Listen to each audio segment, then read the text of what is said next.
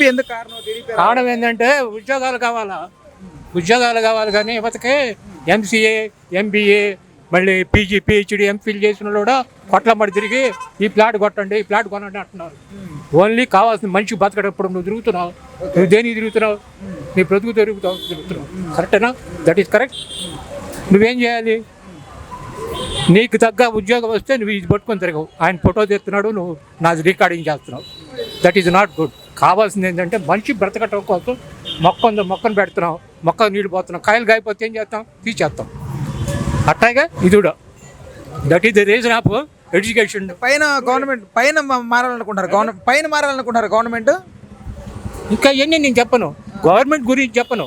నేను చెప్పేది అంటే ఇప్పుడు ఆయన ఉన్నాడు, ఆయన కూరగాయలు అమ్ముకుంటున్నాడు, పళ్ళు అమ్ముకుంటున్నాడు, కానీ ఆయన పిల్లవాడు ఏం చదవాలనుకుంటాడు? మంచి ఉద్యోగం రావాలనుకుంటాడు. మన ఈ మధ్య అద్దంకిలో ఒక ఆమె కూరగాయలు అమ్ముకున్నామా, తల్లిదండ్రులు చచ్చిపోతే వాళ్ళ మనవాడిని అయ్యా నువ్వు ఐఏఎస్ ఆఫీసర్ కావాలి అంటే ఐఏఎస్ ఆఫీసర్ అయ్యాడు, పోలీస్ కానిస్టేబుల్ చేస్తూ, సివిల్స్ రాసి. That is the reason. అన్న సలాం అలైకుం.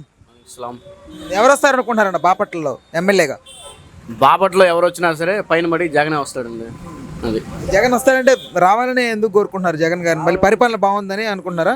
పరిపాలన బాగుంది, చెప్పిన హామీలన్నీ ఇచ్చాడు. అది ఆయన మేనిఫెస్టో చెప్పినట్టు తీసుకొని తిరుగుతున్నాడు జగన్ గారు. ఇప్పుడు మేనిఫెస్టో రిలీజ్ అయింది కదా నిన్న, మీకు ఎలా అనిపిస్తుంది? అదే బెటర్గానే అనిపించింది. ఇప్పుడు ఉన్నవాళ్ళు మామూలుగా ఆయన ఇచ్చిన పథకం కంటే డబుల్ ఇస్తామని చెప్పాడు. ఆయన ఇచ్చిన పథకాలు చేసి నేను దాన్ని ఇంప్రూవ్మెంట్ చేస్తానని చెప్పి అంటున్నారు. మేనిఫెస్టో మీకు అంతా అన్ని ఇచ్చిన లిస్టు ప్రకారం అన్ని చేస్తారని నమ్ముతున్నారా? నమ్ముతున్నాము. పోయినసారి చేశారు కదండి 5 yearsలో అన్ని, ఈసారి కూడా చేస్తారని నమ్ముకున్నాం. Okay, thank you. Jagan garu అంటే ఆయన అన్ని ఇచ్చున్నాడు, పథకాలు మొత్తం వచ్చినాయి, మాకు అన్ని వచ్చినాయా? మేనిఫెస్టో వదిలేడు తెలుసా? చదివారా? ఉన్నయ్య పెంచాడు, చదివారా? పెంచాడు. అది బాగా అనిపిస్తుందా మీకు? ఆయనే వస్తాడు. చంద్రబాబు కూడా అలాంటి ఇచ్చున్నాడు కానీ చంద్రబాబు కూడా అలాంటి మేనిఫెస్టో ఇంతకు ముందు చెప్పాడు. 4,000 పెన్షన్, అదివరకు కూడా పసుపు కుంకుమ కింద 10,000 ఇచ్చాడు. అంతేనా? జగన్ గారిని నమ్ముదాం అనుకుంటున్నారు. ఎవరికి వేద్దాం అనుకుంటున్నావు ఓటు? నువ్వా? జగన్కే. అంటే జగన్కి వేద్దామని ఎందుకు ఫిక్స్ అయిపోయావు? ఎందుకని ఫిక్స్ అయిపోయావు జగన్ గారికి? వచ్చిన కాడి నుంచి అన్ని పథకాలు పెట్టారుగా. నచ్చినాయి నీకు? అన్ని పథకాలు నచ్చాయా? నచ్చుతాయి. బాగా నచ్చిన పథకం ఏది నీకు? 3,000 రూపాయలు చేశారుగా పింఛను. చాలు. అమ్మ పెన్షన్ వస్తుందా నీకు? జగన్ గారికి వేద్దాం అనుకుంటున్నావు? వేద్దాం అందరితో పాటే. ఉమ్మడి అభ్యర్థి వస్తే బాగుండిద్ది. నరేంద్ర వర్మ గారు. ఇంకా అంటే మార్పు కోరుకోవడానికి గల కారణాలు ఏమై ఉండొచ్చు? కారణాలు సరైన వాటర్ ఫెసిలిటీస్ లేదు, తాగడానికి నీళ్ళు లేవు. వాళ్ళ నాన్నగారు ఎప్పుడు 50 ఏళ్ళ నాడు చెరువు తవ్వించాడు. తర్వాత 50 ఏళ్ళంటే దాదాపు 10 మంది దాటారు ఎమ్మెల్యేలు. ఏ ఒక్కళ్ళు కూడాను మంచినీళ్ళ చెరువు గురించి కానీ మంచినీరు గురించి కానీ లేదు.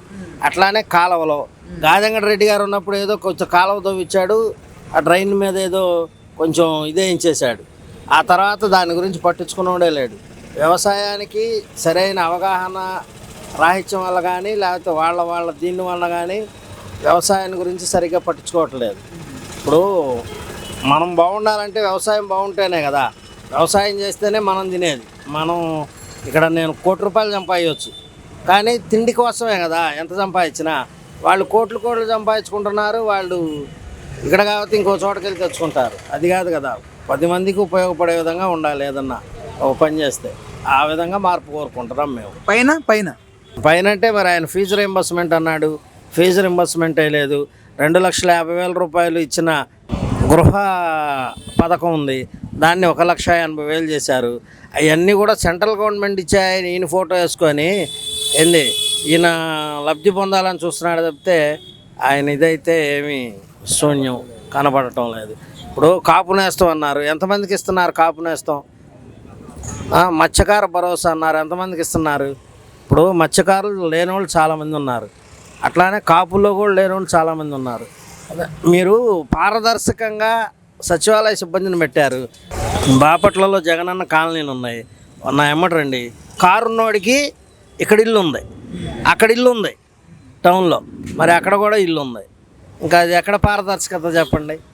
మీరు ఏమి చేశారు? ఇప్పుడు ఒక ఇల్లు అనేది ఇస్తున్నారంటే లేనోడికి ఇస్తున్నామన్నారు, పేదవాడికి ఇస్తున్నామన్నారు. పేదవాడికి అక్కడ ఏమి ఇచ్చిలే. పేదవాడికి ఇవ్వకుండా ఉన్నాడికి సచివాలయంలో వాలంటీర్లు వాళ్ళ ఇష్టం వచ్చినటువంటి, నేను నా తమ్ముడు వాలంటీర్ అనుకో, నాకు అక్కడ ఇల్లు ఉంది, నాకు ఇక్కడ 2 ఇళ్ళు ఉన్నాయి. అట్లాంటప్పుడు ప్రయోజనమే ఉంది. ఆయనకి ఇల్లు లేదు, ఆయనకి ఇల్లు ఇవ్వాలి జనరల్గా. అట్లాంటివి కానీ విద్యా దీవెన అన్నారు, ఫీజు రీయింబర్స్మెంట్ అన్నారు, 4 త్రైమాసికాలు 3 త్రైమాసికాలు అన్నారు. ఏ త్రైమాసికానికి ఏం గతి లేదు, అంతా అది బోగస్. ఇప్పుడు నిన్న మేనిఫెస్టో వదిలారు కదా, ఆయన నిన్న వదిలిన మేనిఫెస్టోలో అంతా బోగస్. 3,000 రూపాయలు ఇప్పుడు ఆల్రెడీ పెన్షన్ ఇస్తున్నారు. దాన్ని 2028లో 250 పెంచుతాడంట, 2029 ఎలక్షన్లో మళ్ళీ 250 పెంచుతాడంట. అది వేస్ట్ కదా. ఇప్పుడు వాళ్ళు 4,000 ఇస్తామంటున్నారు కదా. కాంగ్రెస్ వచ్చినా 4,000 ఇస్తామంటున్నారు, టీడీపీ వాళ్ళు వచ్చినా 4,000 ఇస్తానంటున్నారు. మరి ఎక్కడో 4,000 దాన్ని 3,500 చేయటం అది భావ్యం కాదు కదా. అట్లా కొన్ని వాళ్ళ అంటే స్థానికంగా ఏంటంటే బాపట్ల నియోజకవర్గంలో స్థానికంగా ఎమ్మెల్యే గారు దౌర్జన్యంగా ఆయన ఇష్టం వచ్చినట్టుగా ప్రవర్తించాడు. ఆ ప్రవర్తించడం వల్లే టౌన్లో, నియోజకవర్గం అంతా కాదండి నేను చెప్తుంది, ఓన్లీ టౌన్ గురించి. టౌన్లో ఆయన ఇష్టం వచ్చినగా ప్రవర్తించాడు. ఆయన ఇష్టం వచ్చినగా పగలగొట్టి వెడల్పు చేశాడు. ఇక్కడ 4 కొట్లు ఉండేయండి రోడ్డు మీద. 4 కొట్ల వాళ్ళు మీరు మాట్లాడొద్దు, మీకు ఏదో భుజాన వేస్తామన్నారు. ఏం భుజాన? ఇలా ఉట్టి కండవా వేశారు భుజాన. ఆఖరికి గవర్నమెంటు DDR బాండ్లో ఏదో ఇచ్చారు. ఆ బాండ్లు ఇవ్వడానికి కూడాను దాదాపు 2 నెలలు ఆయన చుట్టూరు తిరిగితే ఆ DDR ఇచ్చారే ఇలేదా ఇచ్చారే అని చెప్పని మాట్లాడి ఆ DDR బాండ్లు ఇవ్వడానికి కమిషనర్ దగ్గరికి వెళ్తే మీ డబ్బులతో ఆ స్థలాన్ని రిజిస్ట్రేషన్ చేస్తే మేము అప్పుడు ఇస్తామన్నారు. ఏమండి అసలు పూర్తిగా ఏమీ లేవు, అన్నీ పోయినాయి. వాళ్ళకైతే దైవ సాక్షిగా చెప్తున్నాను, ఉండటానికి బాపట్లో ఇల్లు లేకుండా చేసినటువంటి ఏకైక వ్యక్తి కోన రఘుపతి. అంతటి భయంకరమైన పాపకరమైనటువంటి విషయం ఇంకోటి లేదు. వాళ్ళు ఊరు వదిలిపెట్టి కూడా వెళ్ళిపోయారు. ఆఖరికి బాపట్లో వదిలిపెట్టి కూడా వేరే ఊళ్ళో వెళ్ళి నీ బోటో నా బోటో అని దగ్గర గుమస్తాగా ఉండి పని చేసుకోవాల్సిన పరిస్థితి ఏర్పడడానికి కారణం కోన రఘుపతి.